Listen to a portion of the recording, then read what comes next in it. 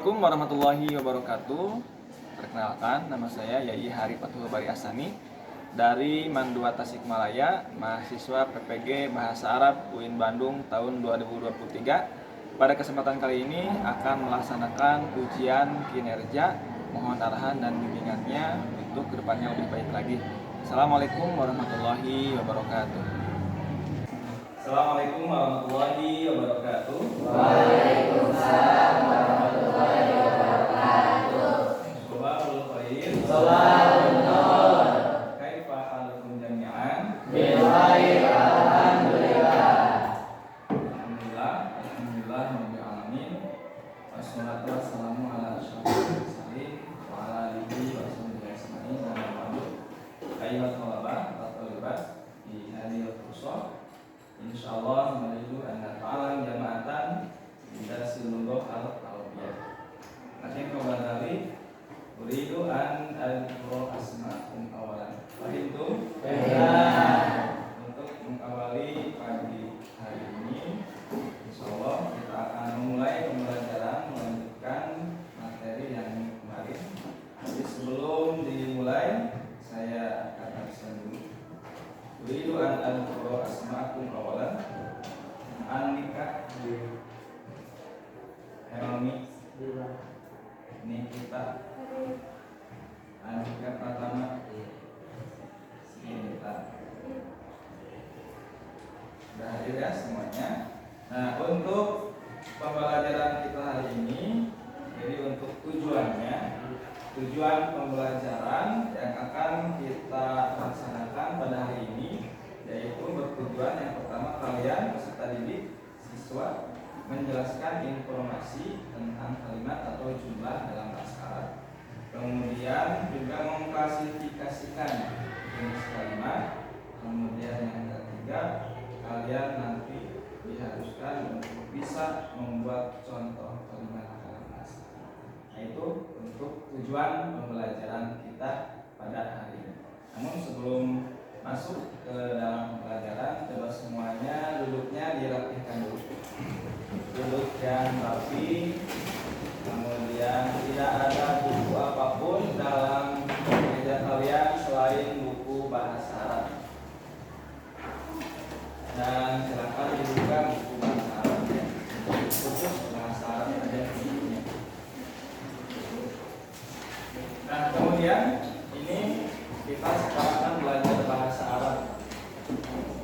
Kita harus mengetahui dulu kenapa kita harus mempelajari dan juga kita harus belajar setelah ini dengan mata pelajaran bahasa Arab. Coba di antara kalian ada yang berpendapat? Ya Pak, Ya, silakan. untuk memahami isi Al-Quran. Untuk memahami isi Al-Quran. Ya, bagus. Nah, Sofik Jamatan, tepuk tangan. Bagus ya. Jadi barusan kami menyebutkan bahwasannya ya tujuan motivasi kita belajar bahasa Arab ya untuk bisa memahami isi kandungan dalam Al-Quran. Karena kita tahu semuanya bahwasanya Al-Quran kan itu pedoman hidup agama kita, agama Islam yang bahasanya bahasa apa? Arab.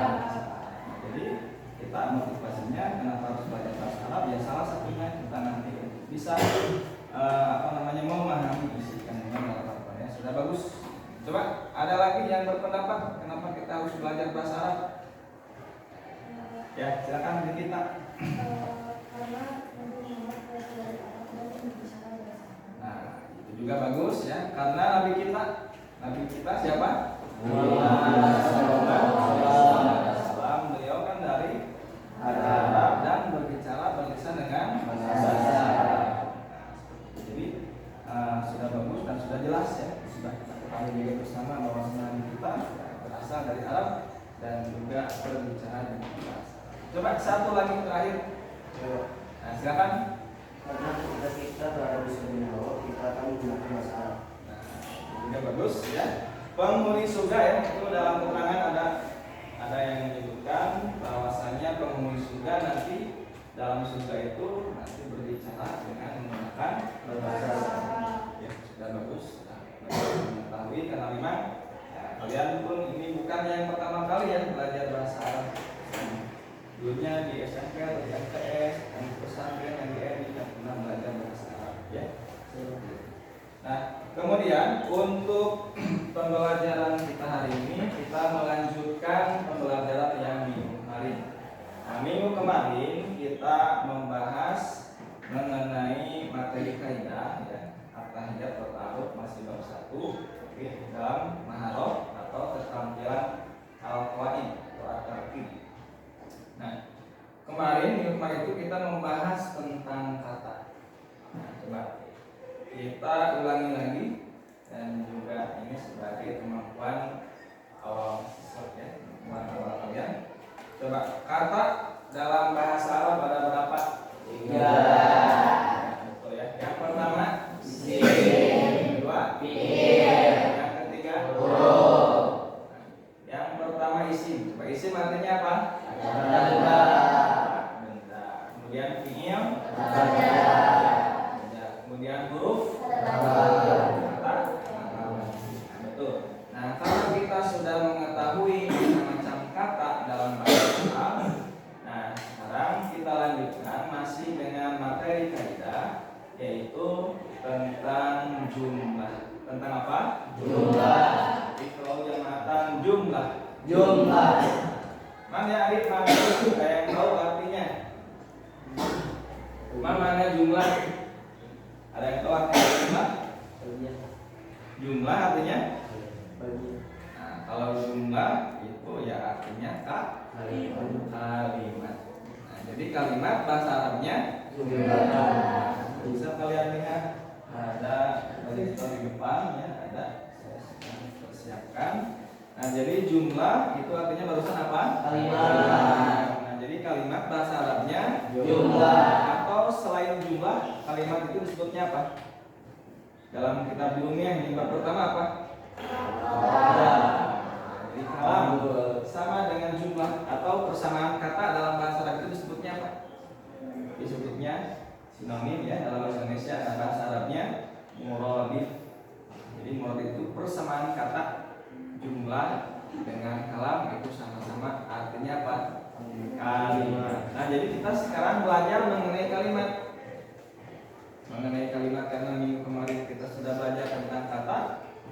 Jadi kata-kata tersebut ya, kita sekarang buatkan dalam sebuah kalimat. Nah, kalimat dalam bahasa Arab ada 2. Coba lihat kalian ke depan. Yang pertama jumlah isinya dan yang kedua jumlah fi'ilnya. Coba ini supaya kalian hafal, ikuti bersama-sama dan kalian jawab. Kalimat dalam bahasa Arab disebutnya apa? Jumlah atau kalimat dalam bahasa Arab ada berapa? 2. Yang pertama jumlah isinya. Yang kedua jumlah fi'ilnya. Sekarang kita bahas satu persatu. Yang pertama dulu jumlah ismiyah. Nah, tadi kan jumlah artinya apa? Ismiyah. Ismiyah yang kata benar tadi atau isim.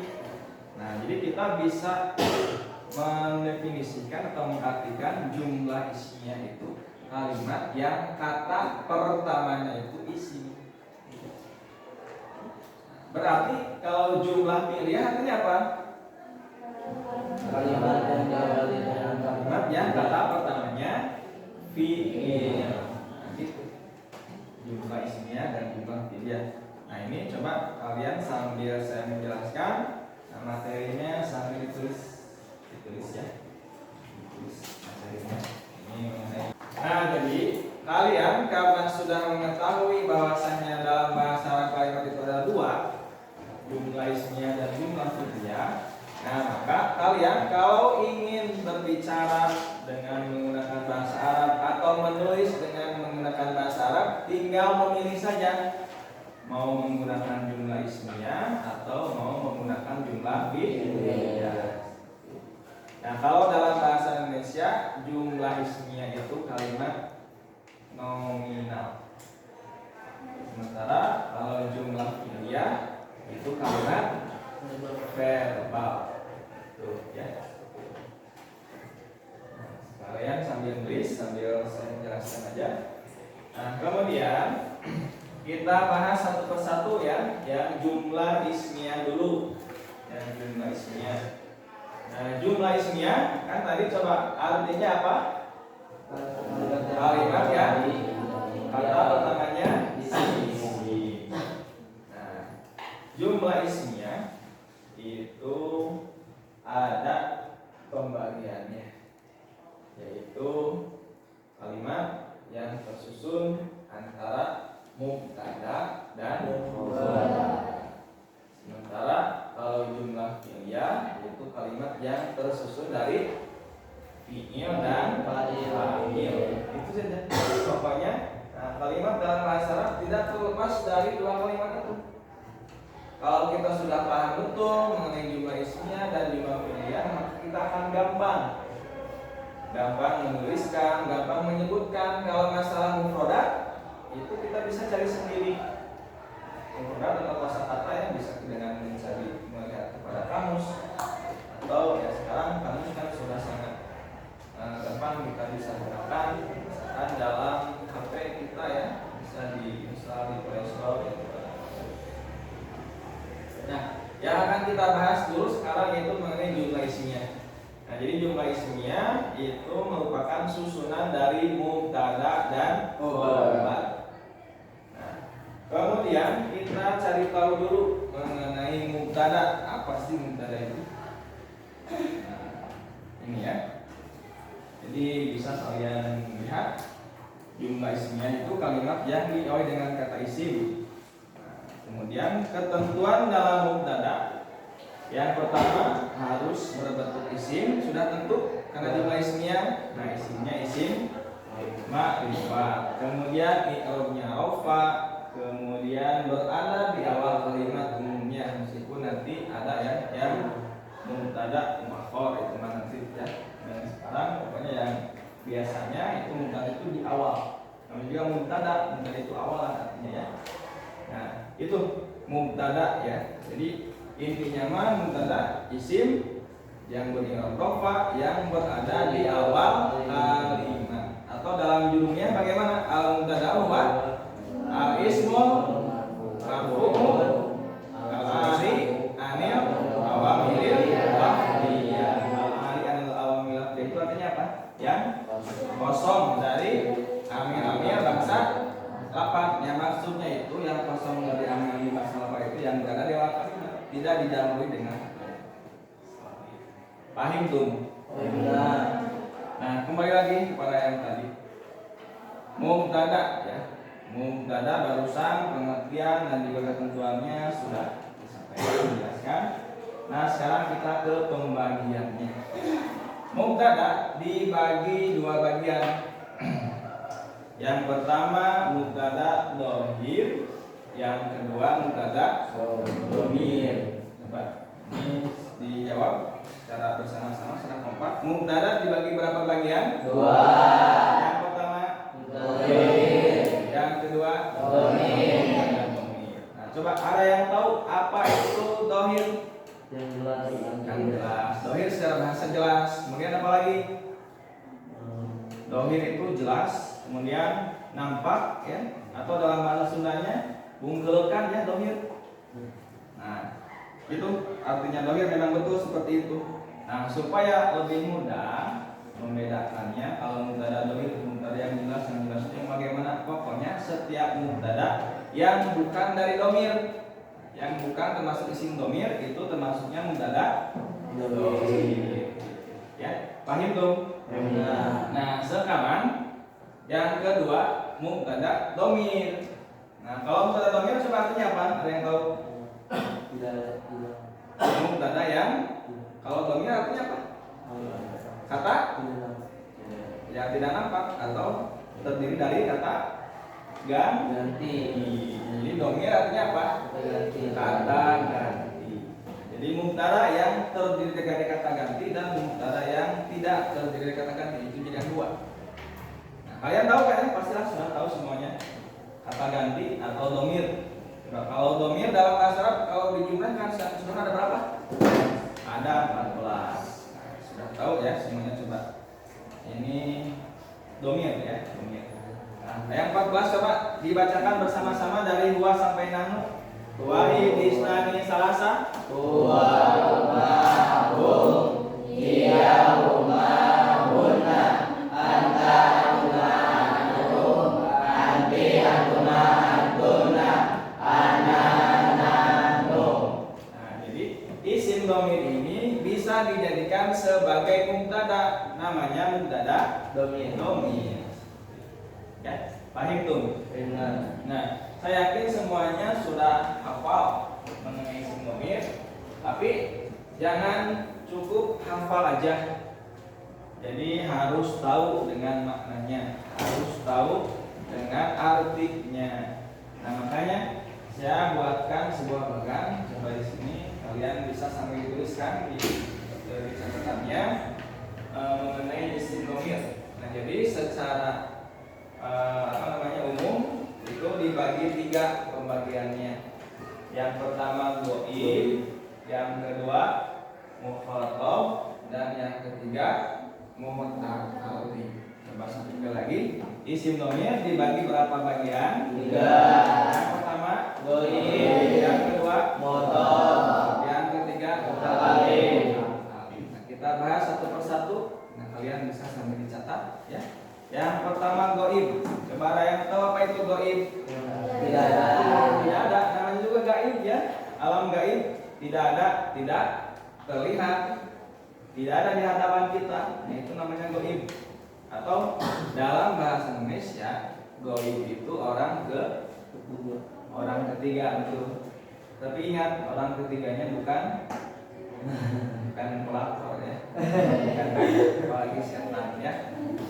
Nah, itu ghaib, orang ketiga yang tidak ada di hadapan kita. Kemudian yang kedua tadi apa bagiannya? Mukhatab. Nah, kalau mukhatab coba artinya apa? Ada yang tahu? Nah, yang diajak bicara. Betul. Kalau dalam bahasa Indonesia, mukhatab itu orang keberapa? Orang kedua. Nah, kalau tadi ghaib yang dibicarakan ya, nah mukhatab yang diajak bicara. Nah, seperti saya dengan kalian. Kalian mukhatab saya mukhatab kalian. Ya. Paham tuh? Nah, kemudian yang terakhir mutakallim. Nah, coba ada yang tahu apa itu mutakallim artinya? Yang berbicara, betul. Orang pertama, orang kesatu, ya. Nah, itu pembagian dari isim dhamir. Nah, diulang lagi supaya semuanya paham sambil diucapkan ya. Coba isim dhamir dibagi berapa bagian? 3. Yang pertama Ghaib, yang kedua mukhatab, tiga mutakallim. ghaib tadi artinya apa? Tidak ada. Tidak ada. Atau orang yang Ketiga. kemudian mukhatab orang Kedua. mutakallim Sama. Nah, kemudian masing-masing dari 3 itu dibagi 2, yaitu ada yang mudzakkar dan Muannas. pastilah ya semuanya sudah sangat paham apa itu mudzakkar dan muannas. Mudzakkar apa artinya? Untuk laki-laki. Untuk laki-laki. Kalau muannas Untuk perempuan. ya. Nah, ini kan kita setelah dulu ada lagi ya.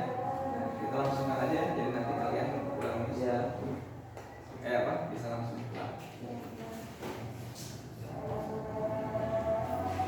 Jelas ya? Enggak nih itu ada di sini terang ya. Langsung aja. Nah, jadi masing-masing dari pembagian dhamir itu dibagi 2, mudzakkar dan muannas. Kecuali yang mutakallim. Kalau yang mutakallim itu wahdah dan ma'al ghair. Coba yang tahu apa itu wahdah? Satu orang. Ma'al ghair? Ma'a artinya? Ma'a bersama atau beserta al ghair? Yang lain, bersama yang lain, beserta yang lain. Ya. Nah, ghaib mudzakkar itu yang pertama huruf-hurufnya huwa, huma, hum. Sekarang ghaib muannas Iya, huma, hunna. Kemudian mukhatab mudzakkar Anta, antuma,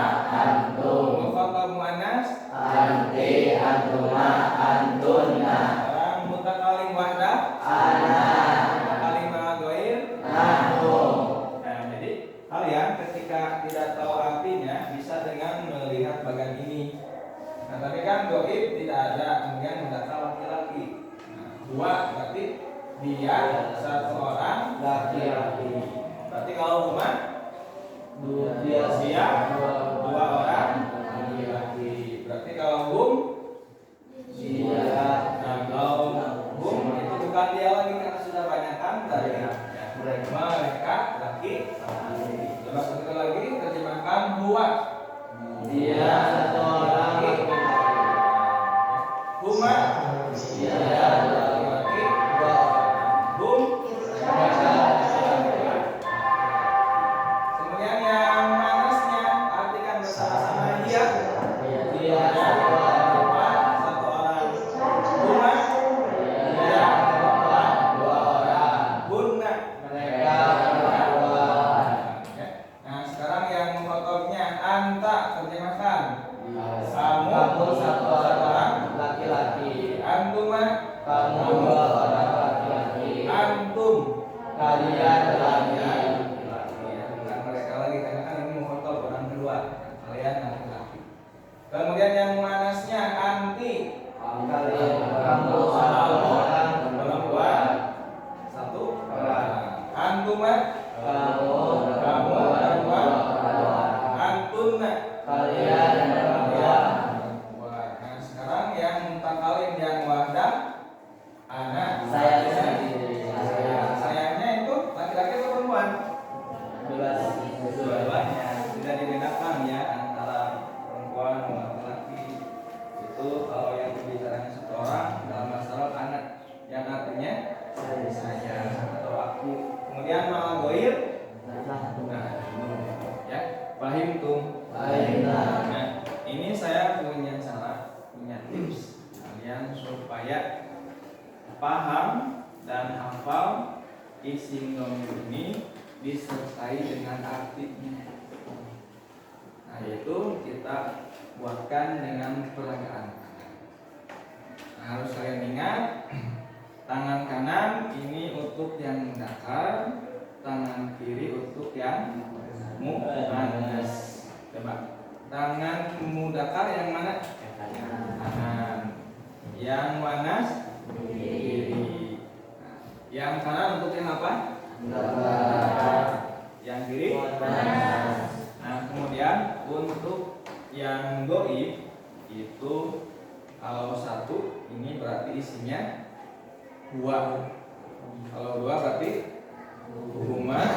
Kemudian tiga hum.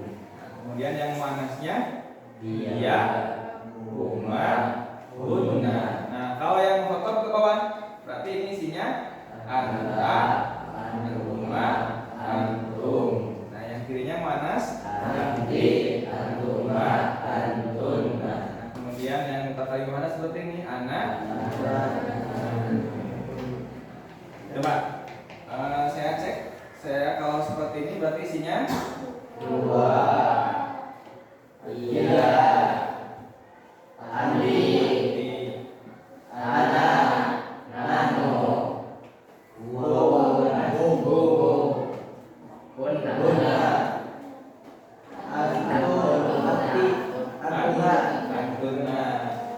antuna.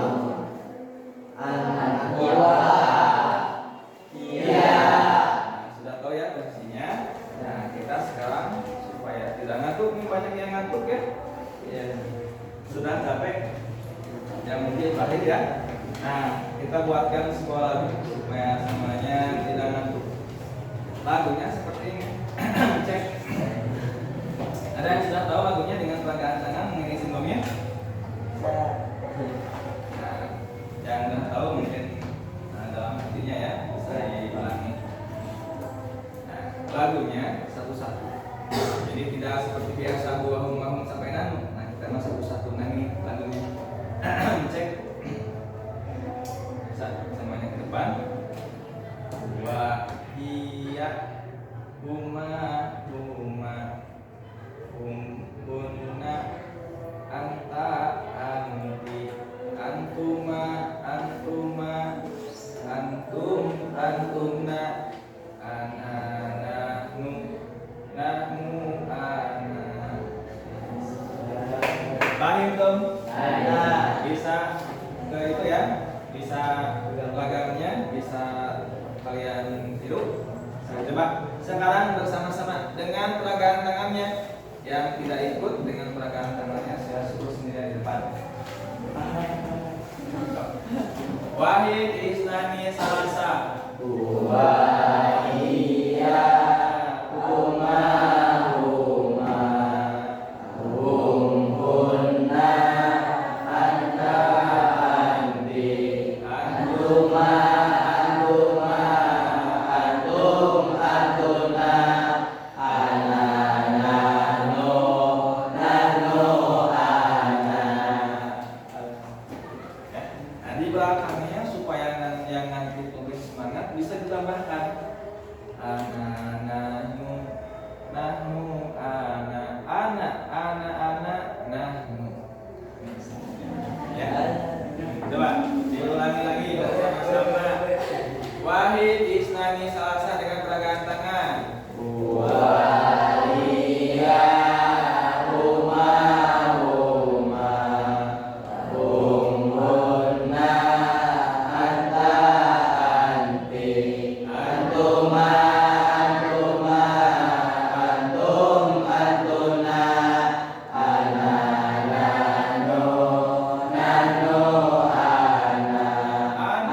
ana nahnu.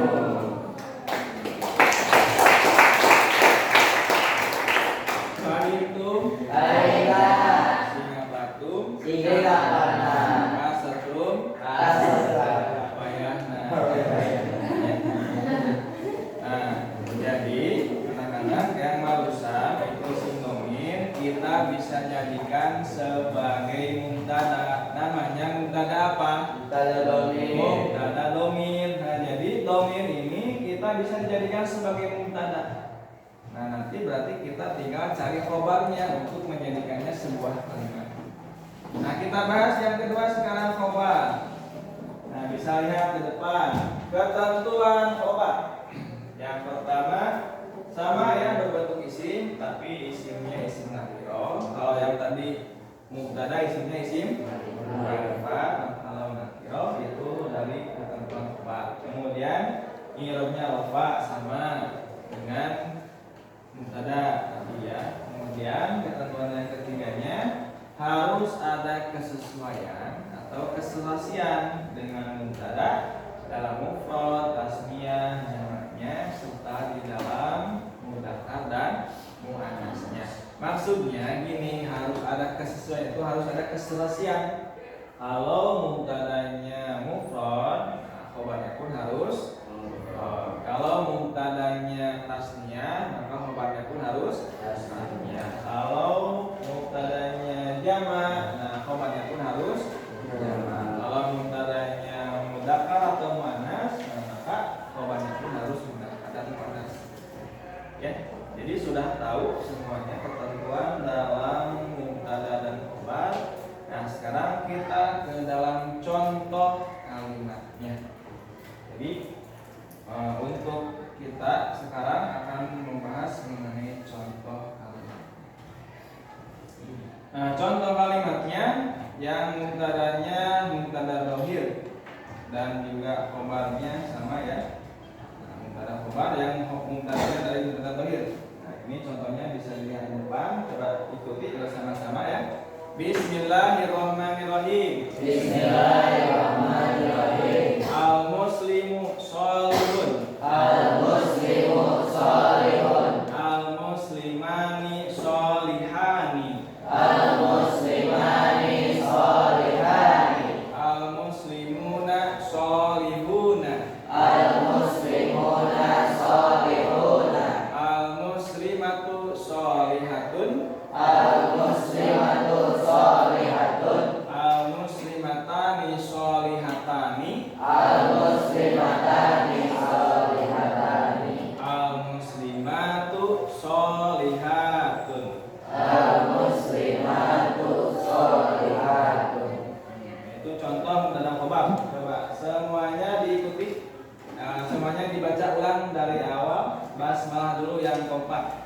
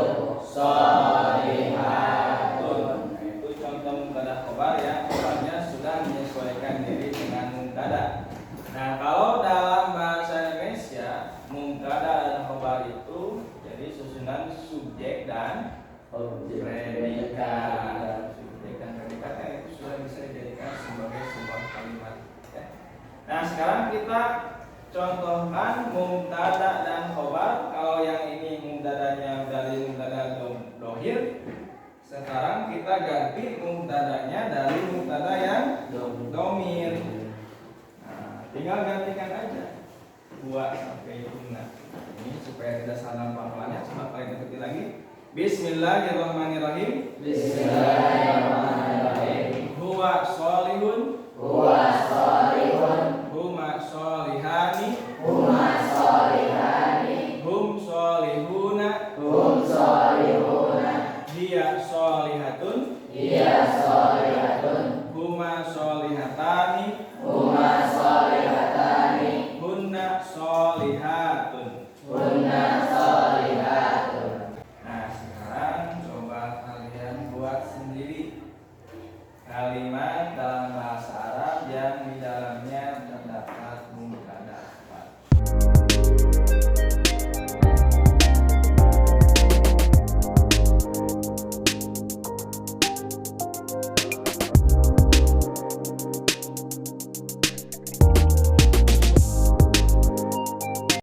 Dan alhamdulillah barusan sudah saya periksa dan kebanyakan dari kalian sudah bisa membuat mubtada dan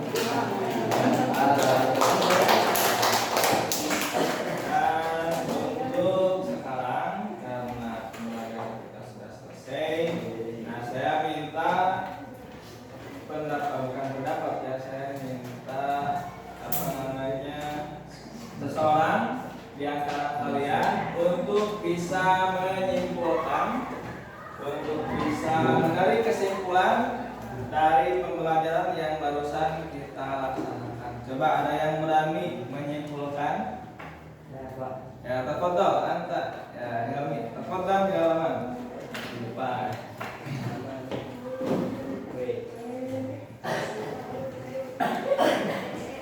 Ya, Pak. Jadi pelajaran yang tadi kita pelajari adalah mengenai jumlah dalam bahasa Arab dan dalam bahasa Indonesia itu adalah kalimat. Kalimat dalam bahasa Arab ada dua. Yang pertama itu jumlah ismiyah adalah kalimat nominal atau susunan dari mubtada dan khobar. Yang keduanya jumlah fi'liyah adalah kalimat verbal ya, atau susunan dari fi'il dan fa'il. Ya, Sofi Jamatan tepuk tangan.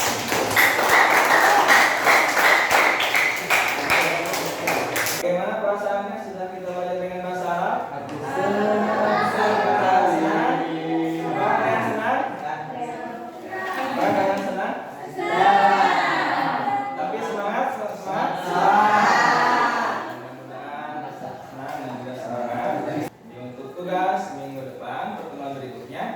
Kalian coba cari lagi mubtada khobar contohnya dalam bahasa Arab tapi yang bersumber dari Al-Qur'an. Ya.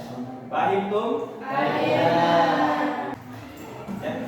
Nah, untuk pembelajaran kita hari ini cukup sekian. Ilahun awalan astaghfirukum min kulli khati'ati syukran ala istinamikum.